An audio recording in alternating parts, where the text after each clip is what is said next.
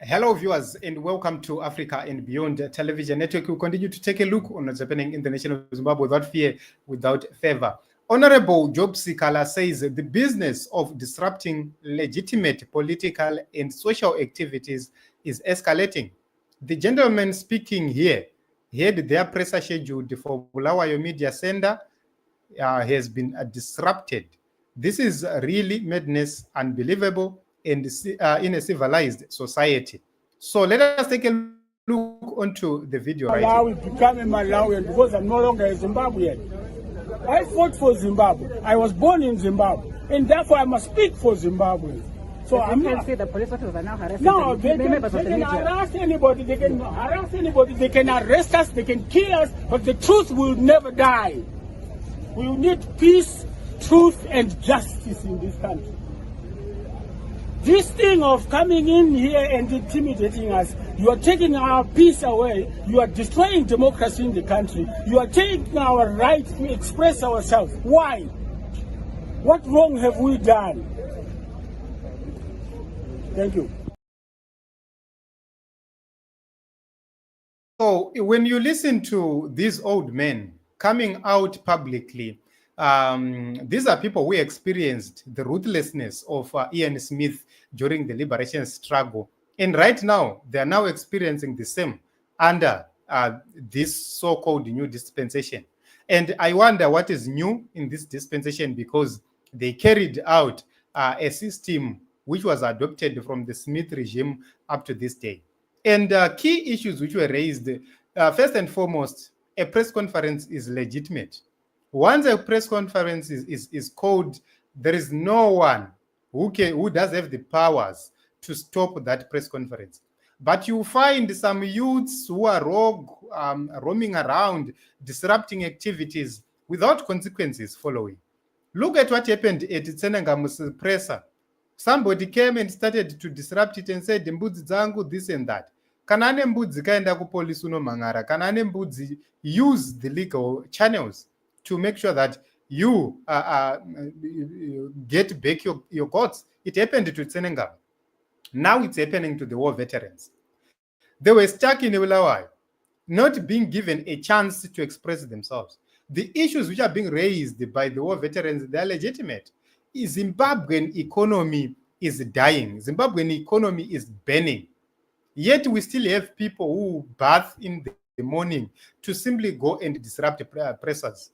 And the key issues which are raised by this old man are that he said, Kanandafa and Afai doesn't even care anymore because they have been in the trenches for a very long time. If you don't die because of politics, you are going to die because of bad roads, which is also politics. You are going to die because there is no medication, which is also politics. You are going to die because of other things, which is also, everything is affected by politics. So the issue of truth, are we going to have truth in the nation of Zimbabwe? The truth is being suppressed. Tell the truth, you are suppressed. Tell the truth, you are threatened. We have to run away from Zimbabwe for us to be able to speak without being killed. It can't be a country where we can only speak out when we are stuck in foreign lands. It can't be a country like that. Those are very important issues right there. When we talk about the issue of peace, how do we achieve peace? How do we maintain peace when you are fighting other people whom are expressing their rights? We have never blocked the ZANU-PF people from doing their activities. Why are you blocking others from doing their own activities? You look at it, ZANU-PF always have their press conferences. We've never seen anybody going to a ZANU-PF presser to say it's not going to happen. That is democracy. That is allowing other people to have their own freedom and to have peace. Where is justice in Zimbabwe? Justice must be there to help the oppressed. When people want to have their press conferences and somebody disrupts, justice must chip in, which means those people must be arrested and tried for disrupting activities of other people. But because there is no justice, the war veterans will go home battered, humiliated, and in fear of their lives, simply because we don't have a functional judiciary system in the nation of Zimbabwe. So when you look at it, there is no democracy whatsoever, because democracy must allow you to speak from anywhere, anytime, without looking behind, who is behind me, who is watching me, who is doing ABCD, because no one is committing crimes.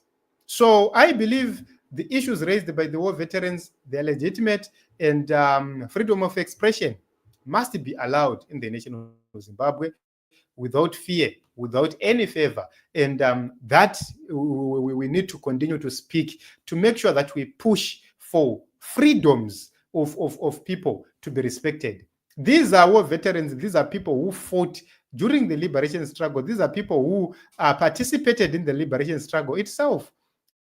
They cannot be treated as if they are second-class citizens. But what do you expect from a regime which always rig elections, which has been fighting any legitimate opposition since 1980? Look at what happened to Joshua Ngomo.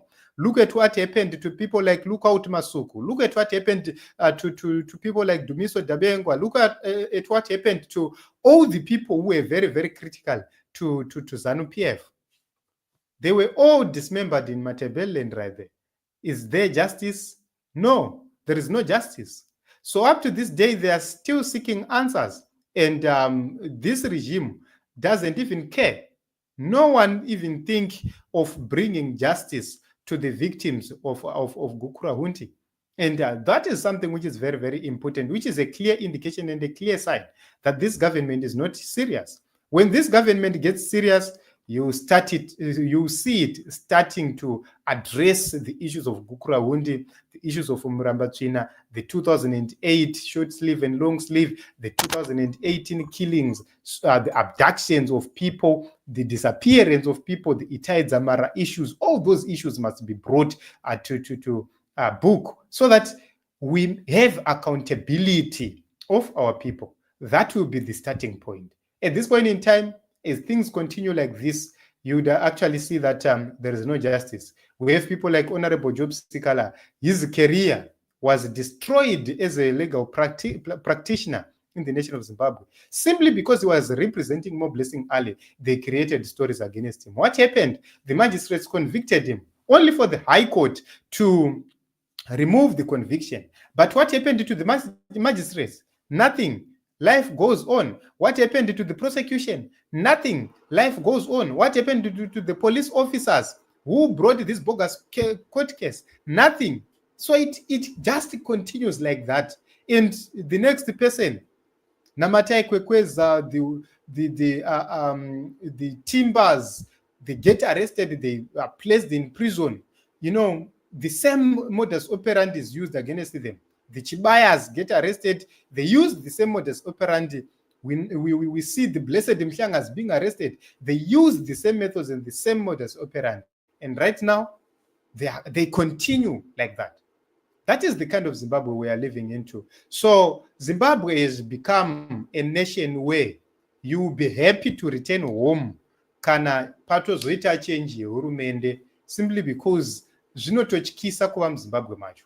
But it is what it is. Team Zimbabwe will continue to fight for change without fear, without favor, and we put our lives in the hands of God. Mwari ndo vanoziva kana tafa, kana tararama, tararama. Because we cannot continue like this. We can't be silent in the times like this.